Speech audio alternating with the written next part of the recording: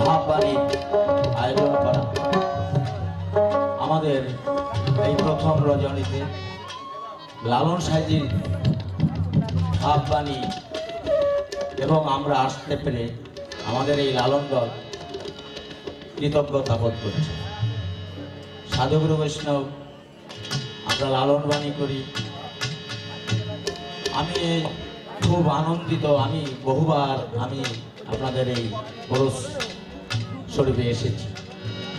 আমি মা পাগলি এই দরবারেও যখন প্রথম শুরু হয় তখন থেকেই আমি আসছি। এই ওসমান সাধু আমাদের এই সঙ্গের একজন লোক।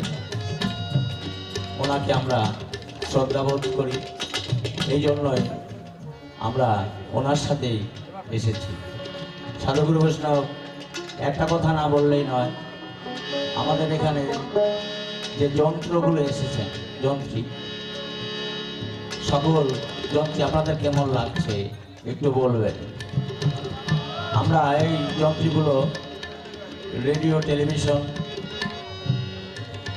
আমাদের দোতরায় আছেন আমাদের বাংলাদেশ এশিয়া মহাদেশের যে কানাইলাল শীল, এই দোতরা জনক তারই সুদক্ষ নাতি ছেলে।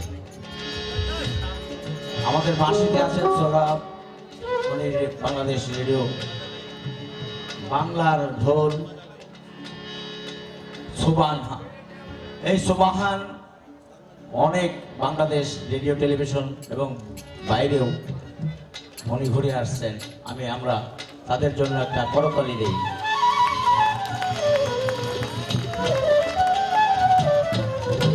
আর একটা সৌভাগ্যের কথা, আমার দুইজন গুরু আমাদের এই মঞ্চে উপবিষ্ট। একজন নিজামুদ্দিন লালনী আর একজন সুভাষ বিশ্বাস, আমার পার্সোনাল গুরু। যাই হোক, সাধুগুরু আমি শান্তি পাচ্ছি গুরুদের মাঝে আমি একটা ধন্য কালাম করার সুযোগ পেয়ে। আর তোমার চরণ যেন ভূমি দয়াল,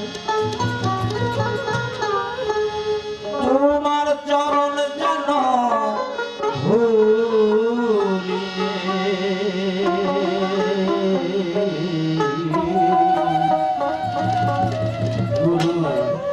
শুভব দাও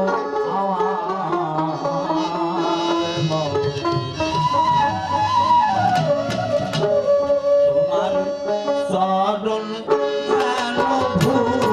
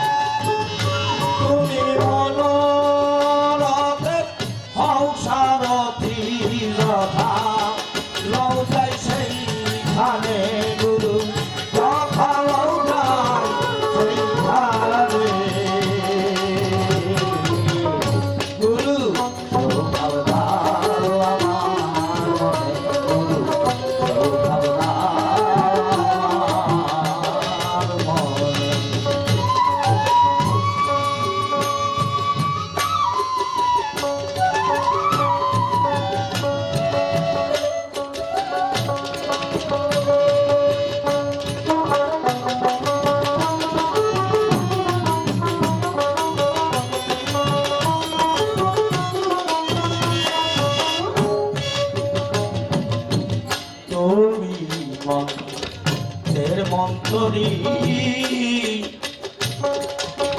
তুমি তন্ত্রে সন্তরী তুমি মন্ত্রে হও মন্তরী তুমি তন্ত্রে হও মন্তরী তুমি তন্ত্রের হও যন্ত্রী